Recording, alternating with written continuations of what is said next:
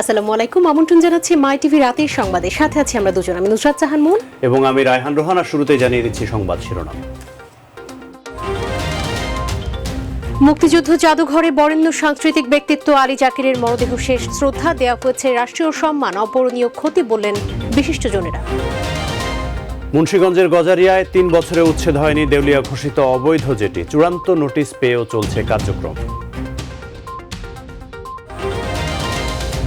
রাজধানীর বাজারে দাম কমেছে সবজির, চড়া চাল ও ডালের দাম, এখনো বাড়তি দামে বিক্রি হচ্ছে পেঁয়াজ। সাতক্ষীরায় মাদক মামলায় ৫ শর্তের ভিন্ন রকম সাজা ভোগ করছেন হাসান আলী, করছেন নিজেকে সংশোধনের চেষ্টা।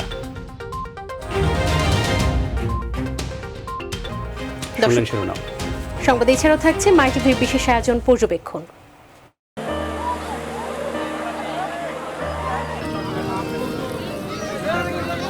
আমি জেট স্কিতে হচ্ছি, তারপর পানিতে নামছি, অনেক ভালো লাগছে। আমি এগুলো বিক্রি করি, টাকার অভাব তাই করি। এবার বিস্তারিত। সর্বস্তরের মানুষের শ্রদ্ধা আর ভালোবাসায় সিক্ত হলেন বরেণ্য সাংস্কৃতিক ব্যক্তিত্ব, অভিনেতা, নাট্যজন ও বীর মুক্তিযোদ্ধা আলী জাকের। সকালে রাজধানীর একটি হাসপাতালে চিকিৎসাধীন অবস্থায় তিনি মারা যান। পরে মুক্তিযুদ্ধ জাদুঘরে তাকে গার্ড অফ অনার প্রদান করা হয়। এছাড়া শ্রদ্ধা জানান সর্বস্তরের মানুষ। বাদ আসর জানাজা শেষে আলী জাকেরের মরদেহ বনানী কবরস্থানে দাফন করা হয়েছে। এস এম আরিফের রিপোর্ট। শারীরিক অসুস্থতাজনিত কারণে 2 সপ্তাহ আগে হাসপাতালে ভর্তি করা হয়েছিল বিশিষ্ট নাট্য ব্যক্তিত্ব মুক্তিযোদ্ধা আলী জাকেরকে। অনেকটা সুস্থ হয়ে বাসায় ফিরেছিলেন গত রোববার। তার শারীরিক অবস্থা আবারও খারাপ হলে বৃহস্পতিবার ফের নেওয়া হয় হাসপাতালে। সেখান থেকে আর ফেরা হয়নি তার। 4 বছর ধরে ক্যান্সারের সাথে লড়াই করলেও অবশেষে হেরে গেলেন প্রাণঘাতী করোনার কাছে। নিজস্ব নাট্যরীতি নির্মাণের অন্যতম এই পুরোধা ব্যক্তিত্বকে সম্মান জানাতে তার মরদেহ নিয়ে আসা হয় মুক্তিযুদ্ধ জাদুঘরে। প্রথমে তাকে দেয়া হয় গার্ড অফ অনার।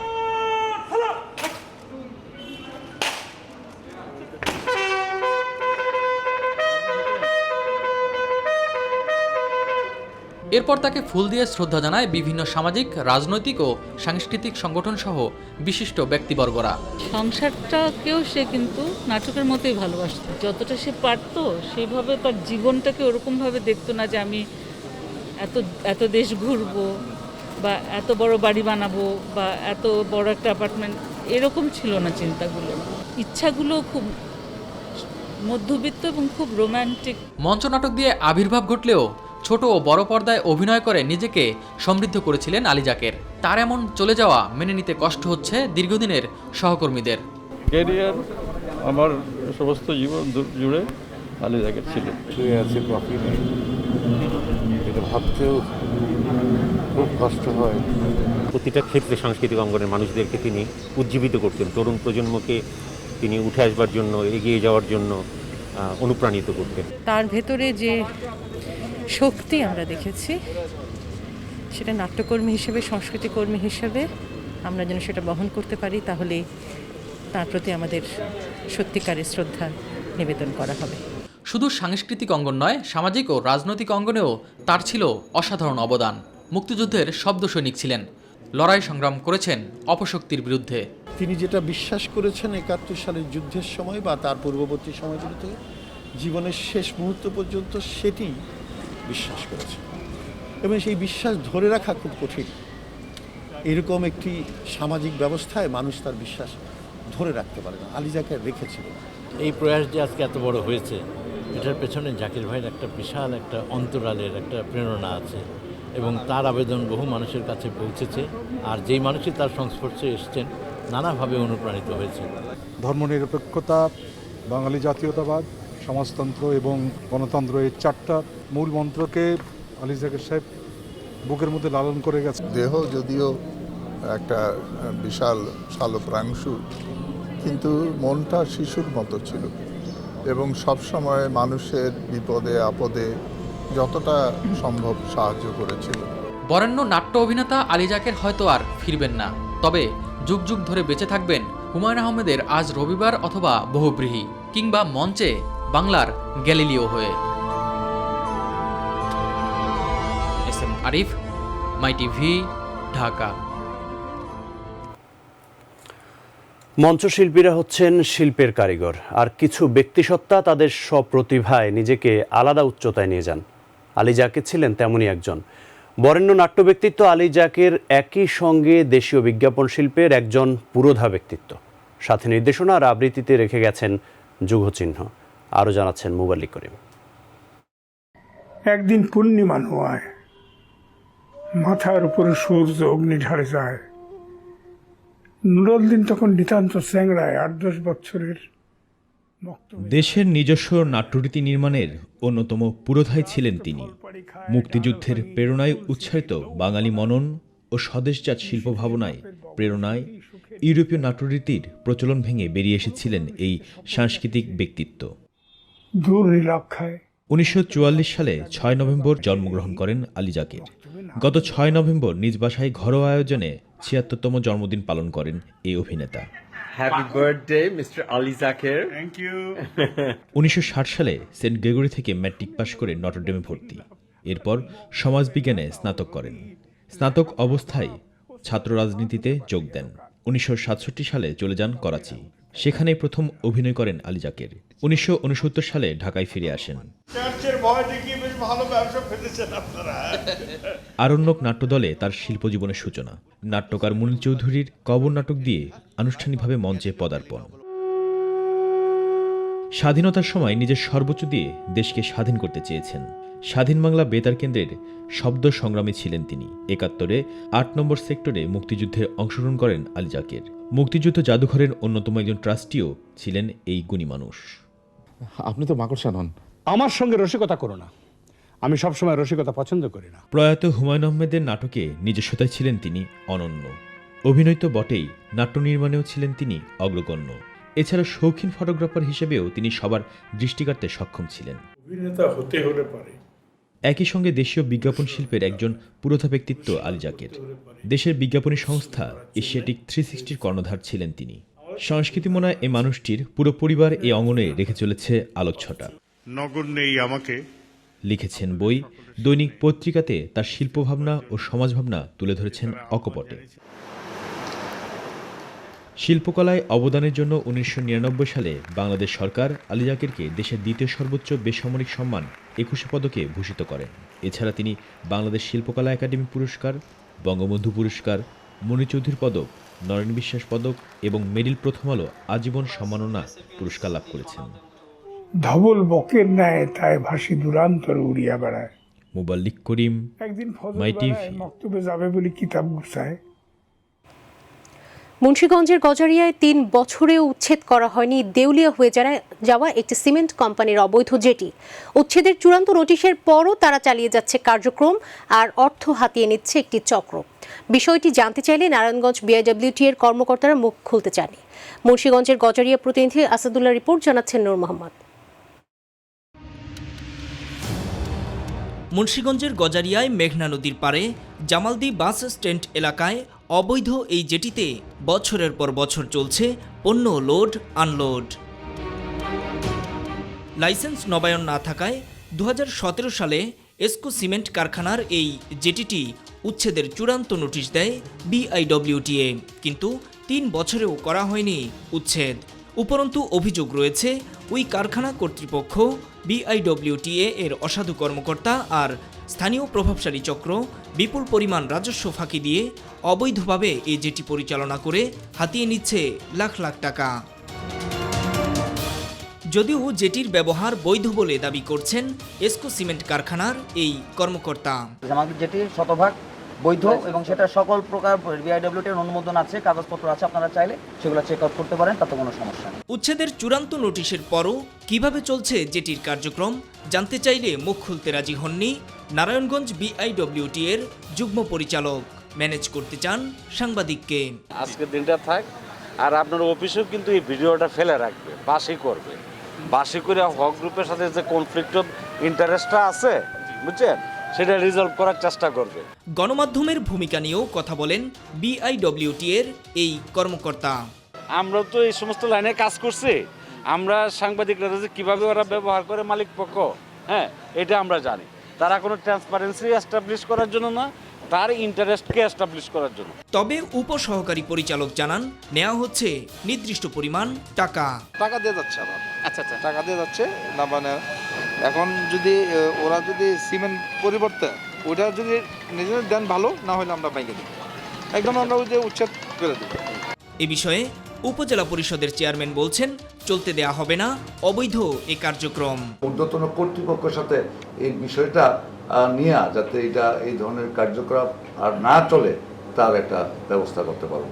এদিকে শিগগিরই এ বিষয়ে ব্যবস্থা নেওয়ার কথা জানিয়েছেন ইউএনও। আমরা অচিরেই এই সপ্তাহের মধ্যে একটা অ্যাকশনে যাব, তাদের বৈধ লাইসেন্স আছে কি আছে না যাচাই করে তার বিরুদ্ধে ব্যবস্থা নেওয়া হবে। ঋণ খেলাপির দায়ে 2011 সালে নিলামে তোলা এসকো সিমেন্ট কারখানাটির একাধিক পরিত্যক্ত গোডাউনও নোয়াপাড়া গ্রুপ নামের একটি সার কারখানার কাছে দেওয়া হয়েছে ভাড়া, যা থেকে হাতিয়ে নেওয়া হচ্ছে লাখ লাখ টাকা।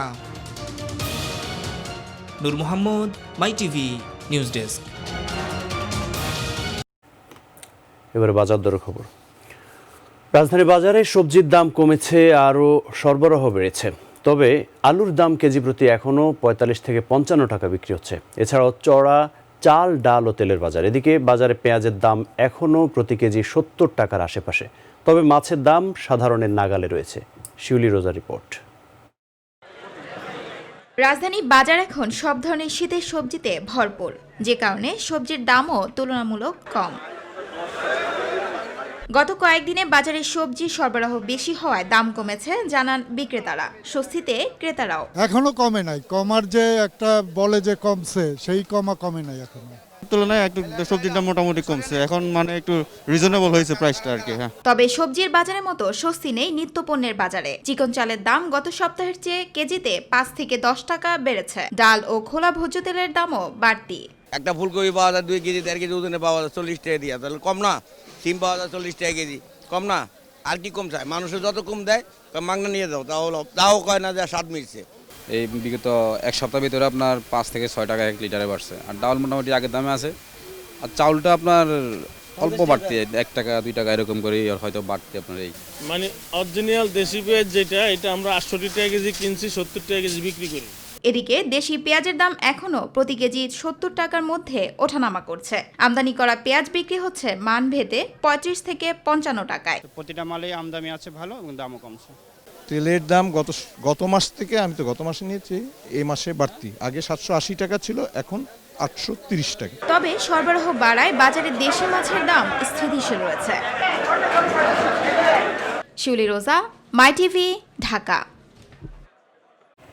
কোনো মদ গ্রহণ নয়, খারাপ সঙ্গী পরিত্যাগ, গাছ রোপণ, পিতামাতার সেবা আর সপ্তাহে কমপক্ষে একদিন মাদকের বিরুদ্ধে প্রচারণা চালানোর নির্দেশনা। আদালতে এমন ভিন্ন রকম সাজা ভোগ করছেন সাতক্ষীরার হাসান আলী। ভিন্ন এই সাজার মধ্য দিয়ে নিজের জীবন পরিপূর্ণভাবে সংশোধনের চেষ্টা করে চলেছেন হাসান আলী। প্রতিনিধি ফয়জুল হক বাবুর প্রতিবেদন, জানাচ্ছেন মোবাল্লিক করিম। 25 বছর বয়সী যুবক হাসান আলী মাদকসহ আইনশৃঙ্খলা বাহিনীর হাতেনাতে আটকের পর আদালতে বিচার শেষে আসে রায়। জীবনের প্রথম ফৌজদারি মামলায় হাসানের বিরুদ্ধে আনা অভিযোগ প্রমাণিত হয়। প্রথম অপরাধ, বয়স, 2টি শিশু সন্তানের জনক ও পরিবারের বৃদ্ধ মাতাপিতার কথা বিবেচনা করে এবং ন্যায় বিচারের বিষয়টি সমান গুরুত্ব দিয়ে আসামিকে দেওয়া হয় ভিন্ন এক ধরনের সাজা। কারাগারে না পাঠিয়ে বাড়িতে প্রবেশনে পাঠিয়ে সংশোধনের সুযোগ দেন সাতক্ষীরা জুডিশিয়াল ম্যাজিস্ট্রেট ইয়াসমিন নাহারের আদালত। নিজেকে সংশোধনের সুযোগ পেয়ে আসামি হাসান আনন্দিত এবং অন্যকে এমন অপরাধ থেকে দূরে থাকার আহ্বান তার। রায়ে আমি অত্যন্ত খুশি। কেউ মাদক নেবেন না, কেউ মাদক বহন করবেন না, মাদক থেকে বিরত থাকুন। এমন ব্যতিক্রমী সাজার মধ্য দিয়ে আসামিদের সংশোধনের পাশাপাশি আদালতের প্রতি শ্রদ্ধা পাবে বলে মনে করেন সাতক্ষীরার সাধারণ মানুষ।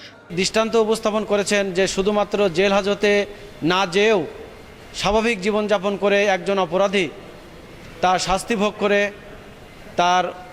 সে আগামীতে এই ধরনের অপরাধ থেকে বিরত থাকবে।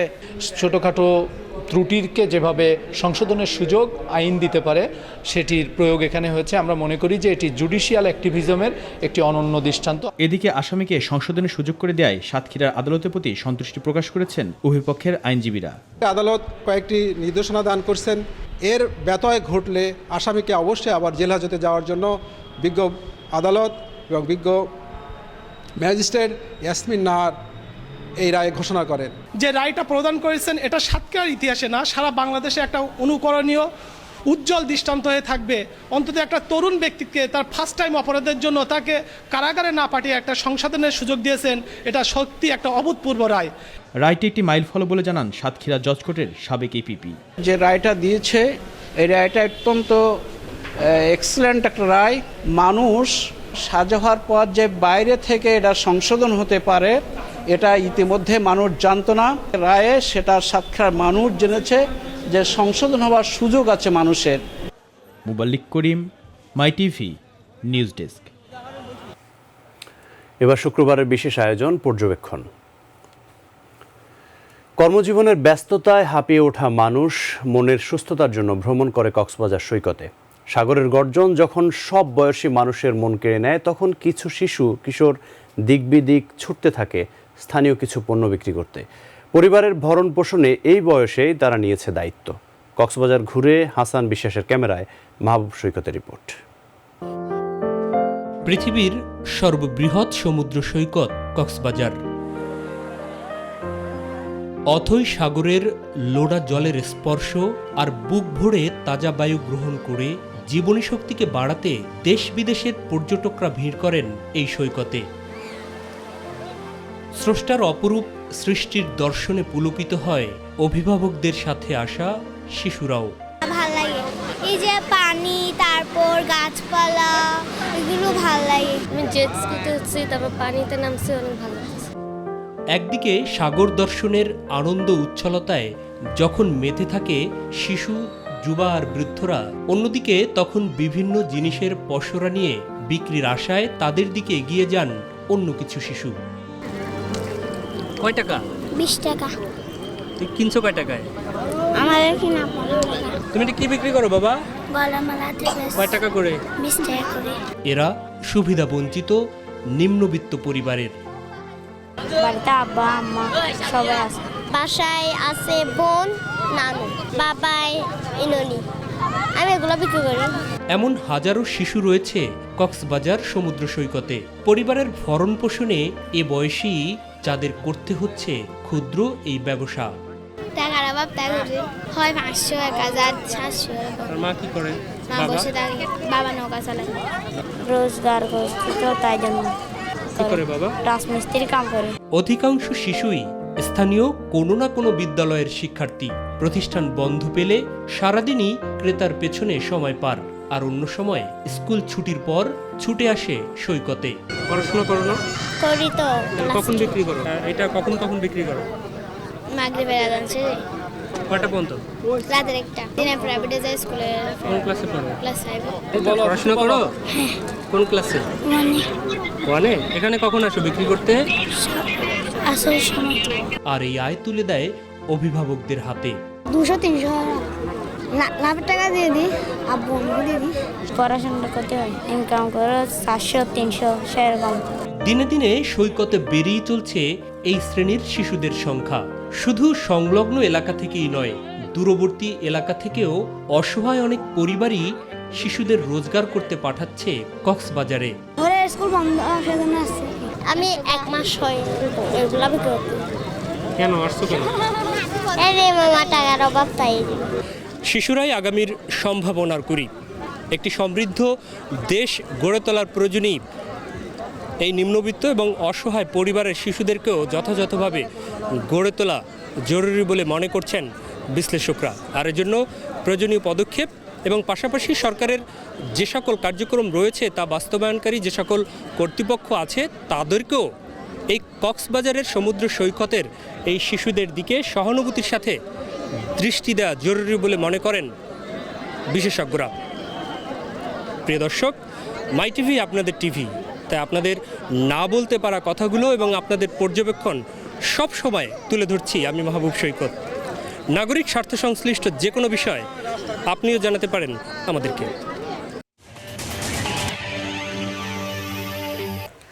বরিশাল ঢাকা নৌপথে প্রতিদিনই ঘটছে অপরাধের ঘটনা। অচল সিসি ক্যামেরা, পর্যাপ্ত আনসার না থাকায় যাত্রীবাহী জাহাজগুলোকে নিরাপদ হিসেবে বেছে নিচ্ছে অপরাধীরা।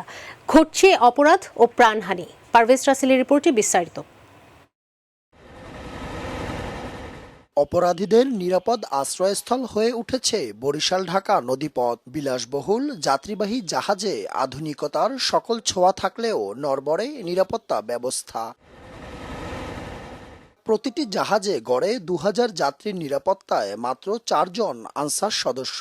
অপরাধ এবং অপরাধী দমনে তাও নির্ভর করতে হয় বাঁশি এবং একটি লাঠির উপরে। যাত্রীর নিরাপত্তার জন্য লাঠি এবং বাঁশি, এছাড়া কোনো ব্যবস্থা নাই। গভর্নমেন্ট যদি লঞ্চ মালিকদের সহযোগিতা করে তাহলে লঞ্চ মালিকরা আনসার রাখতে পারবে। পরিসংখ্যান বলছে গত 5 বছরে এসব জাহাজে খুন হয়েছে 10টি। চুরি, ছিনতাই সহ অপ্রীতিকর ঘটনা ঘটেছে গণনার বাইরে।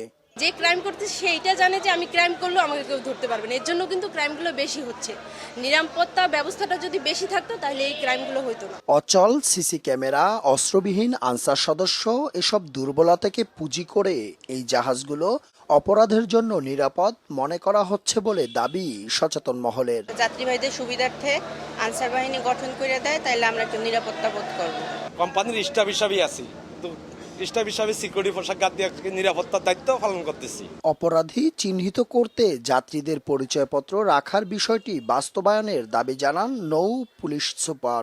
প্রত্যেক লঞ্চ মালিকের জন্য উচিত যাত্রীরা লঞ্চে উঠবে, তাদের আইডেন্টিফিকেশনের জন্য, তাদেরকে চিহ্নিত করার জন্য অবশ্যই এনআইডি আপনারা ফটোকপি রাখবেন, যাতে আমরা সহজেই কেউ যদি কোনো ক্রাইম করে পালিয়ে যেতে চায় বা সরে যেতে চায় বা লুকাইতে চায়, যেন আমরা তাদেরকে ডিটেক্ট করতে পারি। তদারকির মাধ্যমে অপরাধ নিয়ন্ত্রণ আনার দাবি ক্যাব সম্পাদকের। তদারকির মধ্য দিয়ে, সুপারভিশনের মধ্য দিয়ে এটার পরিবর্তন আনা দরকার। আর যাত্রী নিরাপত্তায় জাহাজে আনসার রাখতে সরকারের সহযোগিতা কামনা করেন এই লঞ্চ মালিক। সরকার আনসারদের বেতন দেওয়ার পরে আমাদের যদি এতটুকু সহযোগিতা করে তাহলে যাত্রী সেবার জন্য, যাত্রী নিরাপত্তার জন্য আমরা সুন্দরভাবে জাহাজ পরিচালনা করতে পারবো।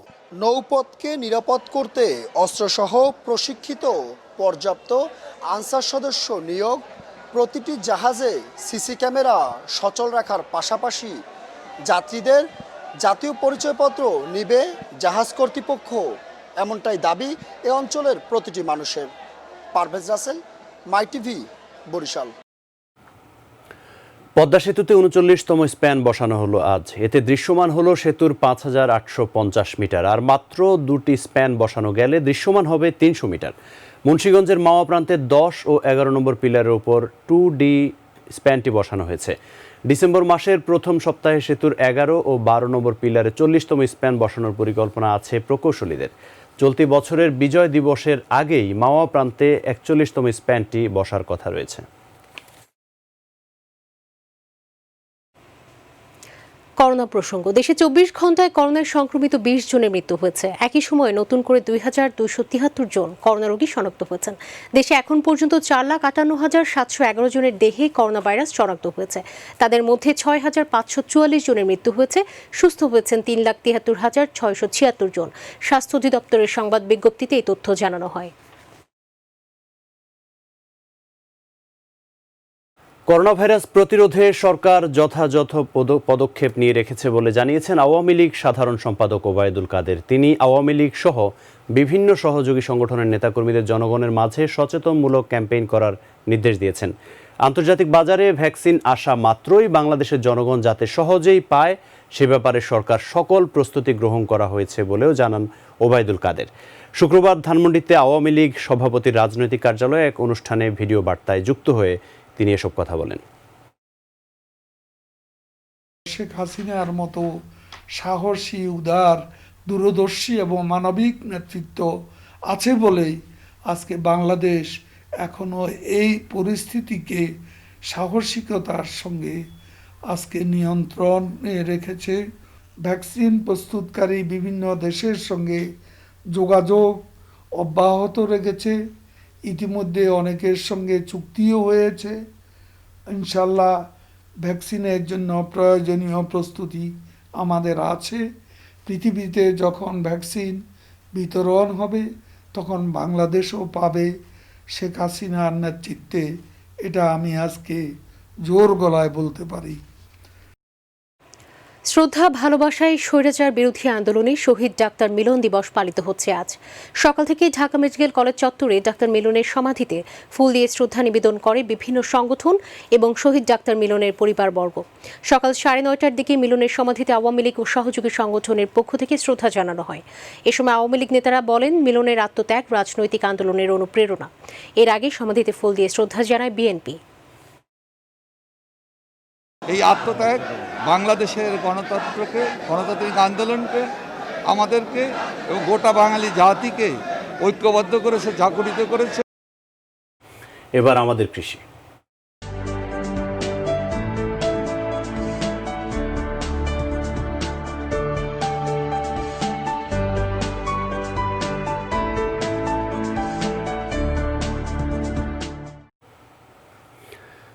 আধুনিক কৃষিতে স্বাবলম্বী হচ্ছে দেশের প্রত্যন্ত অঞ্চলের কৃষক। কিশোরগঞ্জের কুলিয়ারচরে দিন দিন বাণিজ্যিকভাবে আধুনিক পদ্ধতিতে এক জমিতে বিভিন্ন ফসলের আবাদ বেড়ে চলেছে। কুলিয়ারচর কটিয়াদি প্রতিনিধি মোহাম্মদ কাইয়ুম হাসানের তথ্যচিত্রে আরও জানাচ্ছেন নূর মোহাম্মদ। একসময় বাড়ির আঙিনায় ছোট পরিসরে হলেও এখন কিশোরগঞ্জের কুলিয়ারচরে বাণিজ্যিক রূপ পেয়েছে শাকসবজির আবাদ। এখানকার উত্তর গোবরিয়া ও কান্দুলিয়ায় বিস্তীর্ণ মাঠে এখন সবুজের ছাউনি। চাষিরা জানালেন, দাম ভালো পাওয়ার আশায় আগাম ফসল বুনেছেন তারা, যদিও অতিবৃষ্টির কারণে তাতে কিছুটা সমস্যা হয়েছে। অতিরিক্ত বৃষ্টির কারণে আমরা কবি এই গৃহস্থির একটু পিছায় গেছে, কারণ 2-3 বার চারা রোপণ করছি। ক্ষতিগ্রস্ত হয়েছি বৃষ্টির কারণে, তারপরেও আমরা দেখেছি এবার বাজার ভালো, এই হিসেবে আমরা আশা করি আমরা ইনশাল্লাহ লাভবান। একসঙ্গে দুটো ফসলও আবাদ করছেন অনেকে। কবির যে খরচটা, এটা মনে করুন কবির মেঝে কাজ করতে হতো আর 1 সপ্তাহ পরে কাজ করলে চলে, যার ফলে আমি কবির মেঝে এই লাল শাক, ডেঙ্গা শাক করছি। কবির ভিতরে শাক দিছি, শাক হলো বোনাক্স ফসল।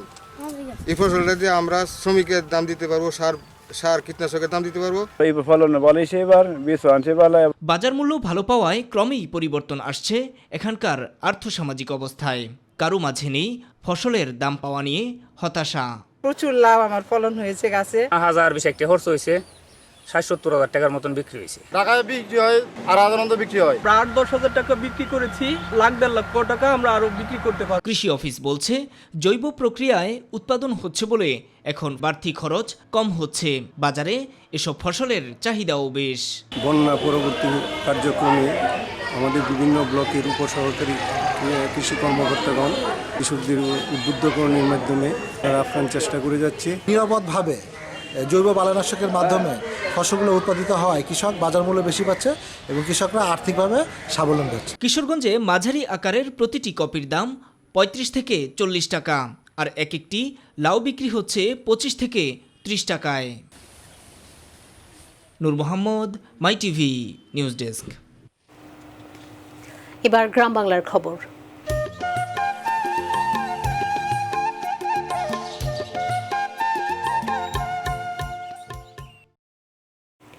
কুমিল্লায় কাভার্ড ভ্যান চাপায় 2 মোটরসাইকেল আরোহী নিহত হয়েছেন।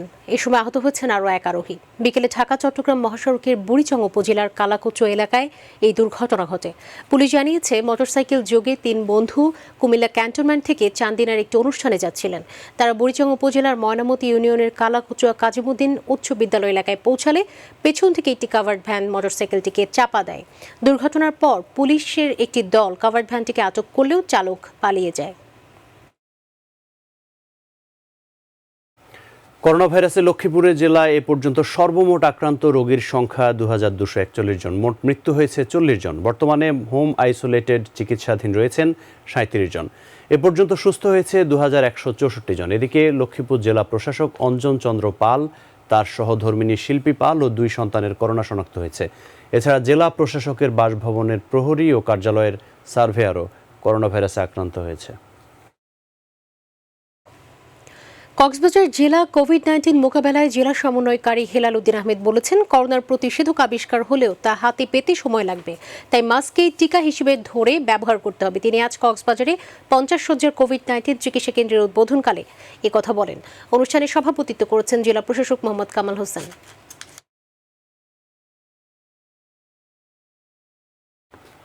কুমিল্লার দেবিদ্বারে 2 সরকারি প্রাথমিক বিদ্যালয়ের নবনির্মিত ভবন উদ্বোধন করা হয়েছে। দুপুরে দেবিদ্বারে বিদ্যালয়ের নতুন ভবনের উদ্বোধন করেন প্রধান অতিথি দেবিদ্বার আসনের সংসদ সদস্য রাজী মোহাম্মদ ফখরুল।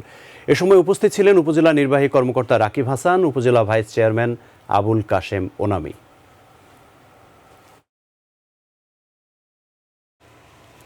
বাংলা সঙ্গীতের প্রধান 5 জন স্থপতির একজন অতুল প্রসাদ সেন। তার সমাধিস্থল গাজীপুরে তৈরি করা হবে অতুল প্রসাদ সেন স্মৃতি জাদুঘর। দুপুরে গাজীপুর জেলার শ্রীপুর উপজেলার কাউরাইত গ্রামে অতুল প্রসাদ সেনের সমাধিস্থল পরিদর্শনের শেষে জানিয়েছে জেলা প্রশাসক SM তরিকুল ইসলাম।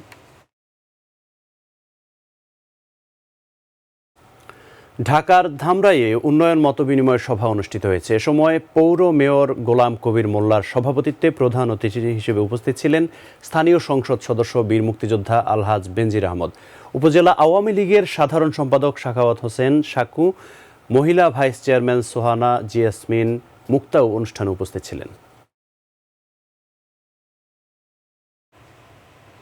ব্রাহ্মণবাড়িয়ার নবীনগর উপজেলা ইউনিয়নের সকল ওয়ার্ডের অংশগ্রহণে ওয়ার্ড ভিত্তিক মিনি ফুটবল টুর্নামেন্টের আয়োজন করা হয়েছে।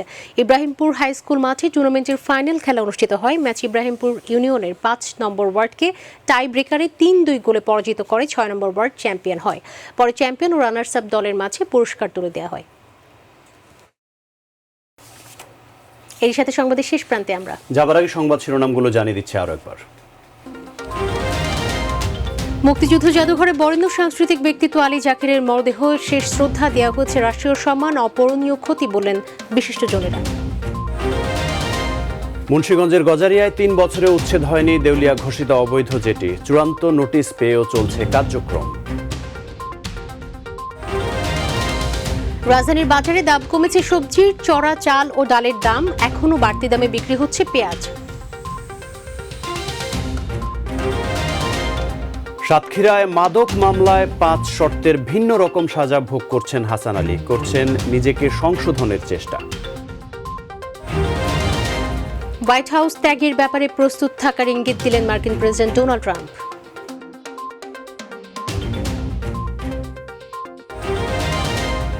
এবং বেলা ভিস্তা সিমেট্রিতে মা বাবার পাশে চিরনিদ্রায় শায়িত হলেন ফুটবলের জাদুকর দিয়াগো মারাদোনা।